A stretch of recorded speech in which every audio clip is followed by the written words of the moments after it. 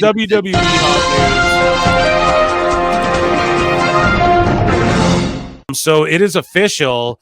NXT's Hank Walker and Tank Ledger, Hank and Tank, win the Reality of Wrestling, Booker T's promotion, tag team championships at ROW Sub-Zero last night. So Hank and Tank are the ROW Reality of Wrestling tag champions. So I love ROW because we're seeing guys like in Lexus King.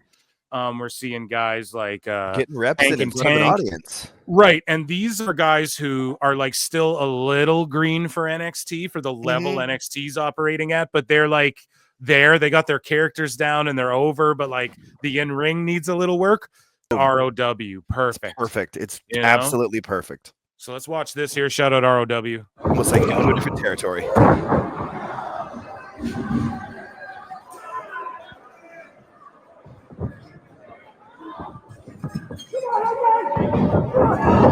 Ooh.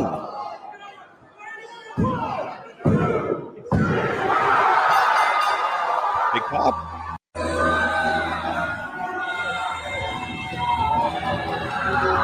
Some good looking straps there too, man. So yeah, they did the damn thing. Yeah, I mean, promotion. That's great. So on NXT, I didn't do an NXT review, man. More brilliant stuff. They worked an angle where Ethan Page is like lost his smile and he shows up and he's lost his smile, but then it's a trick and then he like shatters Javon Evans' jaw with like a chair or whatever. You see that? Yeah, absolutely. And he's like spitting up blood and everything, and it was crazy. But before he showed up for that NXT, he deactivated his Twitter and then it turned out he's like, oh, it was just a ruse and I was just doing it to whatever. So good stuff from Ethan Page. Lost his smile and then killed the kid's neck. It was good. Pulled an HBK. I love that HBK has these people in that arena too. Yeah, redoing his great old stuff. Like the kick through them with Gigi Dolan and JC Jane, and then like the Ego Page thing here, the lost the smile. And speaking of love, here is Julia, the love of everyone's lives here, giving us a little Christmas present, I think, again. Who knows? What is this about? Hello. I don't know what that's about, but Julia was feeling herself. So she was feeling herself there at an NXT house show. And yeah, those NXT house shows are killing it, dude. After Saturday Night Main Event, this happened. So let's just play this. This happened. This was amazing. They're working this like Cody's really injured. And people were like, oh, this could have happened on the show. Yeah, but here's the thing. It happened after, and then it goes crazy on social media, even bigger than it would have been if it just happened on the show. That's the point of this. And it's trying to paint the picture that like you want to be at these events. Like, do you guys not get it? You want to be at these events because you never know, man. Someone could get jumped in the parking lot. Someone could get pile drivered and stretchered off. Owens is running around with the real winged eagle belt now, being like, I'm the real champion, pulling like a punk. And it's like, okay, we're getting a ladder then or what? Like, we're getting more KO Cody. It went from, KO's kind of just this throwaway feud with Cody. People thought he was leaving. Yeah, it's a people thought he was leaving for KO to leave or take some time, and it's just a transit. They don't really have anyone now. KO Cody's like been one of the best stories ever. You know what I mean? And of course, both of these guys have ties. Yeah, and both of these guys have ties with the Bucks and stuff like that. So they have some history there. And everyone infamously knows when Cody Rhodes left WWE, Kevin Owens was the one who like told him contact the Bucks and like here's what you're going to need to know about this and that, so it's just they work so well together. And then let's just watch this clip. Hopefully we don't get Don Stevens. This is a fan cam, so hopefully it's good to go. Let's watch it. Gloms him first off too. Look how good that glom is from behind. That cross check, bro. I love it. Oh yeah.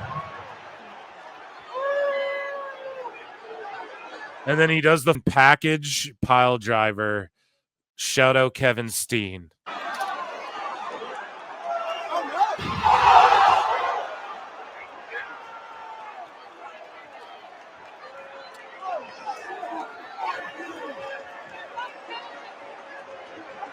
Then Lil Nate is there. His face, everyone's booing. Kevin's such a good heel. Such a good heel. When he goes babyface, it's like... It's fun, but It's He whatever. gets Yeah, further as a heel for me too. when he's a heel, it's way better.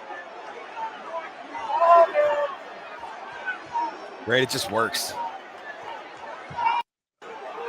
And then there's more. We got more clips. So, Cody Rhodes gets stretchered off. It was crazy. They say that he suffered cervical swelling and was kept overnight at a local hospital for observation. So with the whole Jade Cargill injury, again, guys, I tell you, is it X-Files or is it not? I'll let you all decide, right? She's probably just filming a goddamn commercial because or something, bro. They named off 17,000 injuries that she had. I don't think it's real, bro. They're saying he has what are they saying? Cervical swelling. No, he doesn't. You know what I mean? Right? This is so he can have his Christmas with his family and then come back at the Raw on Netflix. That'll be when he comes back. He earned it because has gone all over the planet for them. Seriously. So it's Triple H gave him Christmas. Oh man, so it's so funny, and the Jade thing is like, yeah, she's just doing some celebrity. She's like, it was in a Super Bowl commercial, bro. She's doing something big right now, probably, or she has like a hurt ankle, or just something. I guarantee it's a movie thing. I'm guarantee she's filming something, whether it's TV show, commercial, movie, something. We're gonna see in like 6 months that this co-starring Jade Cargill. And we're seeing more and more WWE superstars who are active every week doing stuff like that. We're going to get into it in a minute. Anyways, though, so Triple H comes out, speaking of WWE, good WWE, and he gets physical with KO. And this is what sells it. And they showed a package on Raw.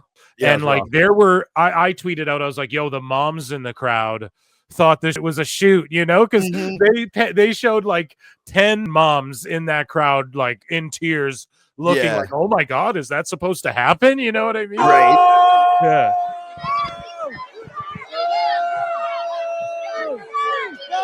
And also there's a clip of KO like standing on Cody as he's getting stretchered off, like standing on him 2 feet, like taunting at the crowd. Man, it's amazing. But yeah, Triple H comes out like he's ready to throw hands. And this is like something Tony Khan couldn't do. This is something Vince could even get away with, right? But this is something like if you're going to have an on-screen leader, it's got to be an Aldis or Pierce or Triple H. It's someone that the smart marks, we respect their bodies of work. Right. The mainstream people know Triple H's, but it's like we know they can whip ass, and it makes sense if they're like, no, you're not doing that, or whatever, right? Like, or I got to push Kevin Owens. This is brilliant right here. And you guys got to understand, Steen's not going anywhere, you marks. There's a reason, bro. Vince did that whole angle with him before. He wouldn't have did that. I'm telling you, man, this guy's so like got it made in WWE. Comfy contract. He can pretty much do and say what he wants now. He's one of Triple H's guys. Kevin Owens went to WrestleMania against Steve Austin. Like, dude, he's good. He's happy. He's doing great. And he did it with Vince. Did blood a worked blood thing for KO. Like, they don't just do that for people. It's because he's done everything they asked and then more. When he debuted, he beat John Cena on the main roster. Do you guys remember that shit? He beat John Cena when it was Super Cena time, beat him, dude. This guy's always been Triple H's dude. And yeah, he's not leaving to AEW because, he can have more crazy matches. He doesn't want to. Yeah, he wants to do what he's doing now. You know why? Because his body's beat up because he did so much crazy over the years already as it is. Trust me. And not saying he can't go, but he's preserved. The reason his career's lasted this long and he's doing his best work right now is because he went to WWE and NXT. Exactly. If KO just stayed doing what he was doing forever, he would be in a wheelchair right now. Kevin Steen would be in a wheelchair right now. Dude, he'd be like Kota Ibushi. He'd be like, my legs might stop working when I'm any minute. I'm just gonna wrestle until the wheels actually fall off. Yeah, dude. And he'll be able to hang out with his grandkids when he's older. Yeah, dude. Yeah. And if you look at his son, those are going to be some big ass grandkids. Anyways, that kid's a monster. That's so real too. Like, this is so real. Yeah, it feels so real. That is a real. Triple H got back into character for that. Yeah, can we just like look at how real that is? Like, that's how two guys where you're not going to hit your boss.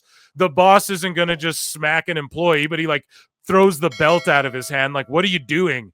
Like, I don't know, just the whole way Triple H did this, just put it over the top. And then KO, not because you're not just going to clock your boss, but then when it gets into like them facing off, and then Triple H in a minute, you'll see he like shoves the ref into KO, and then KO sort of like pushes him back, and it just feels so real. Like you've seen players and umpires and get into like this with coaches. Like you've seen this before.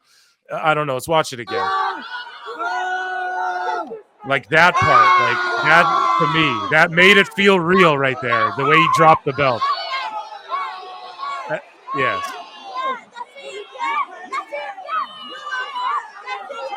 Fuck you, Kevin!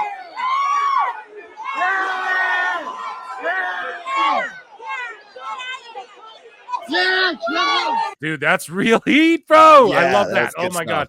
Wrestling's so back, bro. It's crazy. It's crazy. We're feeling restored. Oh, wait. Yeah, that's bro. Wrong thing. Right now, we have the new Raw logo. I like it. I think it's clean. It's crispy. It's better than the old one. I don't really give a, but they did a whole commercial for the logo and people were roasting it. And it's like, but they did that all the time, bro. They did Get the F Out and all that. Like they've always sort of done that. Acting like it was something new. Yeah. People are just trying to figure out a way that they can hate Triple H. That's what they want. They're trying to. It's impossible. Like, I'm sorry. Because Triple H was in the commercial, so that's why people are like, oh, he's putting himself over. He's putting himself. Yeah, but Vince came on TV and said, "We're starting a new era, pal. It's a new. No longer will we insult our audience. This is a era of attitude." Then there's a new logo, and it's him making. He's running. Hey, do you know who talks to everyone about all the UFC stuff and announces everything for UFC? Not Dana White, the guy who runs the UFC. What are you talking about? He was the character. That was the perfect time for it. Crazy, man. And Triple H is only the most legit guy who worked with every top guy ever and was like the mid guy for them to get over on. / he got his runs because of it, because he took his licks, because he let Warrior squash him, because he took the punishment from the hug, the curtain call. Yeah. The great Cassidy's wet dream, the mega hug, you know? Right. The best friend's wet dream. I botched that one. Yeah. You know what I mean? Triple H took his licks too. On Patreon, patreon.com/prowrestletimes. Me and Alt Jake are watching Tough Enough, and they give you like a exclusive footage at one point of Stephanie in the limo with the ladies. Yeah, with all the girls, and she's like taking them out for a lady supper. And there's this one part where it's like exclusive footage, and I don't know if we're watching like the DVD version or what, but there's all this like extra, there's like 6 minutes of them just driving in a car talking, and you get to watch Stephanie McMahon just being herself, talking about wrestling and all this with like Nydia or whatever. And she admires Triple H, man. Like, she loves that guy, and she's not stupid by any means. It's not like he just swindled her to get in the, in this position. It's not like what could he offer her that, like, she's really smitten by him, man. And just to say things like, oh, well, he worked his way, like maybe there's a bit of that, but I mean, God damn it, is he not doing a good job now? And they're still married with kids. Yeah, and he's still married with kids. So maybe this was his vocation. Did you guys ever think about that? Maybe he really was like, bro, I'm going to be a wrestler and I'm going to run the WWE one day. And maybe that was just like what he's been, to be the Pokemon master is my destiny. Like maybe it was just he was destined to do this, bro. Have you ever thought about that? Like, yes, he was Shawn Michaels politicked and all that, but it's not like Triple H was getting up. Like, he was staying straight edge and everything, you know what I mean? And he was studying the business and doing his job. And, he doesn't have the most world titles. He doesn't have the longest reign ever. He's not he does have a long reign. Actually, scratch that with that world title, but he bounced it around. He even gave it to Goldberg for a sec. You know what I mean? So I don't know, man. People want to hate Triple H. I'm not one of these like Papa H guys, but like, he's doing a fantastic job, and so is Nick Khan. The job he's doing, yeah. So I'm not going to sit here and criticize it. So here is from Saturday Night Main Event. Here's that knee in slow mo that Iyo Sky landed on Liv. Now, this was by accident or maybe a receipt. Who knows? But this was crazy. With this knee. Oh, bruh. Liv's face at the end is the best. Dude, her face right there. Like, face, Just watch your eyes. Yeah. That's like Kanuki Man, the Ultimate Muscle or whatever that wrestling anime's called. That's what it is. She's like, ooh, holy shit. Yeah, rocked her. You can see like her nose is rocked. She's like, that was a shoot. Iyo's just doing her thing. Boom. That could have been a receipt or like just missed timing, or maybe Liv left herself, like gave her too much of herself. Mistakes happen. You can't be flawless. This is why we love pro wrestling. But Liv was professional, played it off. Lucky for her, like the tears in the eye thing kind of worked for her, which you can't help that when your nose gets rocked, because her nose was rocked. When that happens, you can't, there's not much you can do. You well up, bro. Becky Lynch. So we were talking about Jade Cargill doing movies, etc. More and more talent are doing it, as I called it here on PWT. I told you more and more talent will be doing movies. A lot of people go, oh, there's too much talent, Phil. And I go, yeah, but there's space. Like Jade's not there, Becky will come in, whatever. You know what I mean? There's room for people when people go do these other projects. Not saying everyone's going to go do other projects, but there's space for people as long as you don't overbloat the roster. However, at the same time, the roster's getting a little bloaty. You know, I start thinking about guys that I'm like, oh, I'd love to see them over there, but it's like, where are they even going to fit right now? You know, but they both would be 3-hour shows though. So yeah, that's where now we're opening the door for more stuff.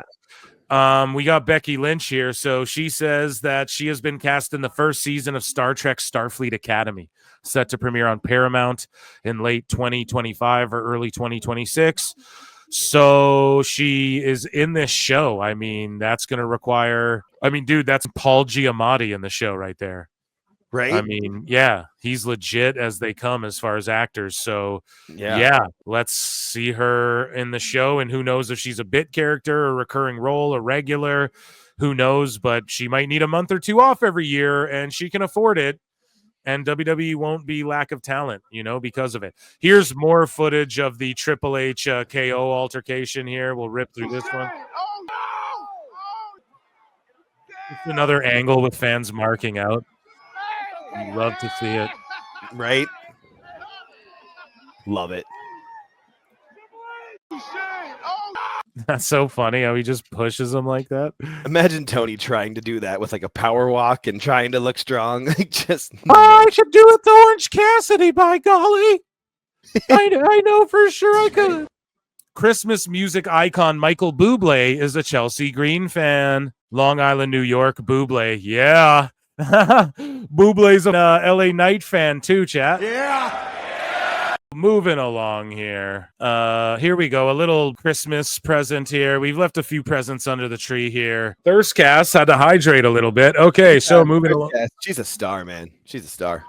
So yeah, speaking of actors, Martin Sheen, Ali Sheedy, and more join Wildcards as season 2 guest stars. And wait a minute. Tony fucking D'Angelo's in this show, dude, as a guest star.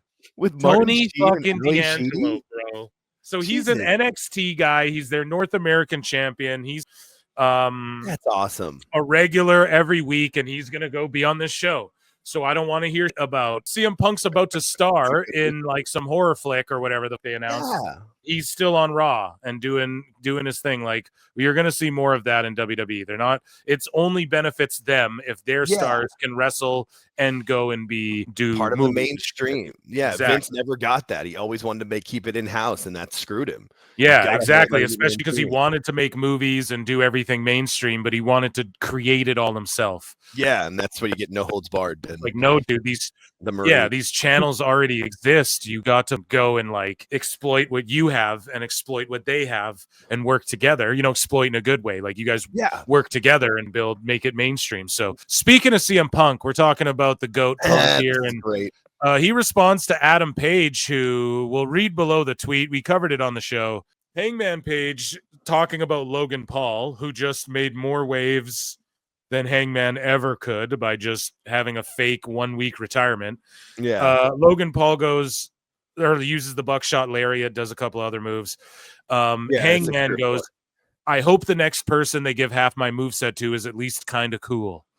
And then here's CM Punk like responding to that with Jackie and Rosenberg here at Saturday Night Main Event. Let's hear what CM Punk has to say about Hangman's comments.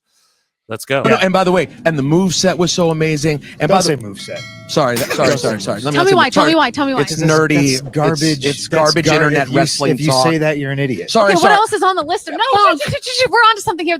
You're an empty-headed dump, but I can't say that because it's Saturday Night Main Event, and they gave Jesse Ventura 2 in case the old coot slips up. But I want to call him an empty-headed dump. The AW Mole posted just moveset LOL or something the other day, and I just responded back, best in the world. And he responded back to me. It's great. That guy makes me laugh.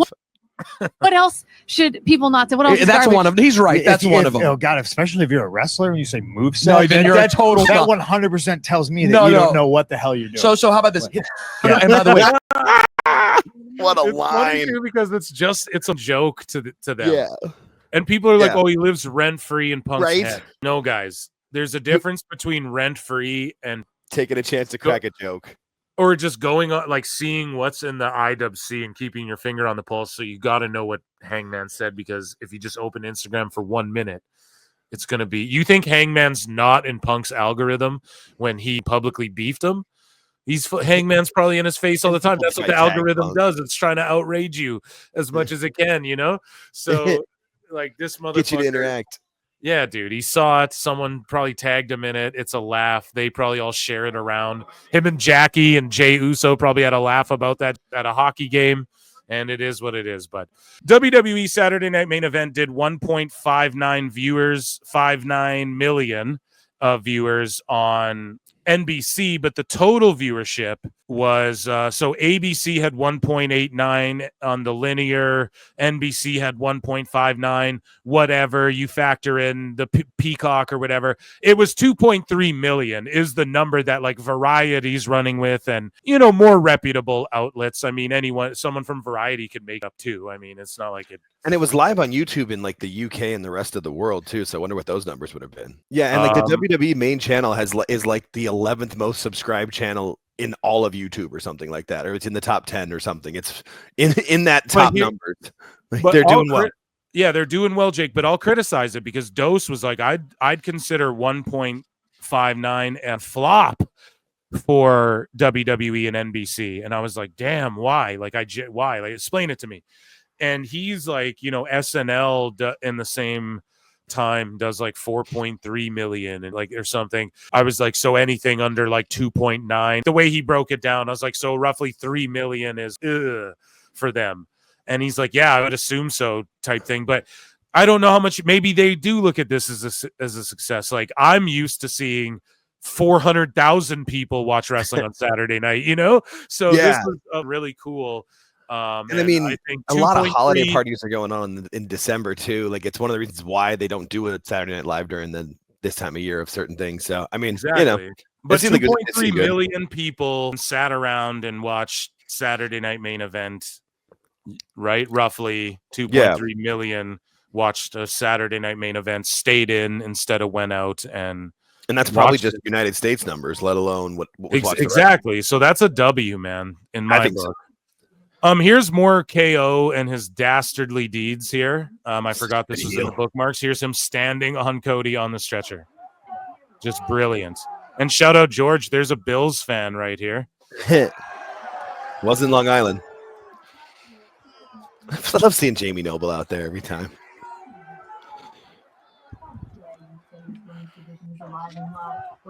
That's pure savagery, just standing on him like that. Such good heel work. Yeah. Love it. I wonder if they called that in the back. That's crazy.